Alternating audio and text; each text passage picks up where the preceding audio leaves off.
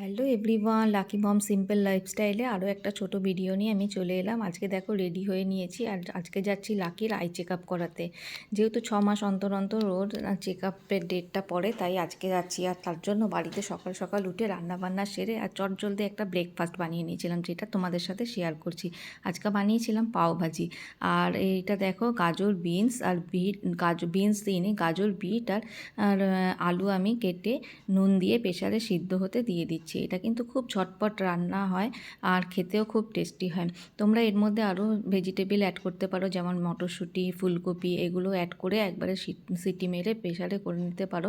তাহলে কি ভালো মতন ম্যাশটাও হয় আর তাড়াতাড়ি রান্নাটা হয়েও যায়।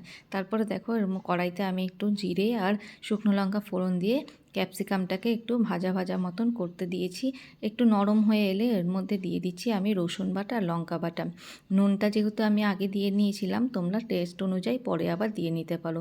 তারপর দেখো একটা বড় আমি টমেটো পেস্ট করে নিয়েছি আর ওর মধ্যে দিয়ে দিয়েছি অল্প নুন। যেহেতু কালার দিইনি, কারণ বিটটা ছিল, বিটটাই কিন্তু বিটের কালারটাই দারুণ সুন্দর হয়ে আসে। তারপর দেখো ওই ম্যাশ করা ভেজিটেবলগুলো সব এর মধ্যে দিয়ে দিয়েছি আর দিয়ে দিচ্ছি একটু পাওভাজি মশলা। এটা কিন্তু খুব তাড়াতাড়ি হয়। আর কোথাও যাওয়ার থাকলে কিন্তু এরকম, যদি বাড়িতে ব্রেড থাকে এরকম কিন্তু করেই নিতে পারো। আর দেখো ভেজিটেবল স্টকটাও আমি দিয়ে দিয়েছি।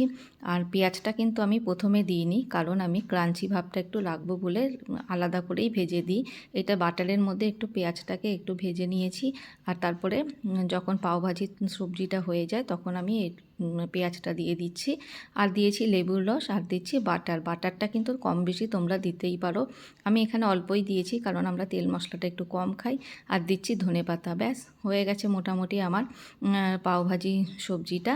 আর আলাদা একটা প্যানের মধ্যে আমি পাওভাজি মশলা দিয়ে আর ব্রেডটাকে এপিট ওপিট করে নেবে, মানে পাওটাকে এপিট ওপিট করে নিলেই একদম রেডি। গরম গরম কিন্তু দারুণ লাগে খেতে। আর ওখানে দেখো আই চেক আপ হয়ে গেছে লাকির, এবার একটু খাওয়া দাওয়া করে ফিরছি। তো আর এখানে দেখো লাকি নিজেই একা একা হেঁটে যাচ্ছে, মনে হচ্ছে ও কতদিন ধরে আসা যাওয়া করে, সব রাস্তাঘাটও চেনে। যাই হোক, কেমন লাগলো ভিডিওটা অবশ্যই জানিও।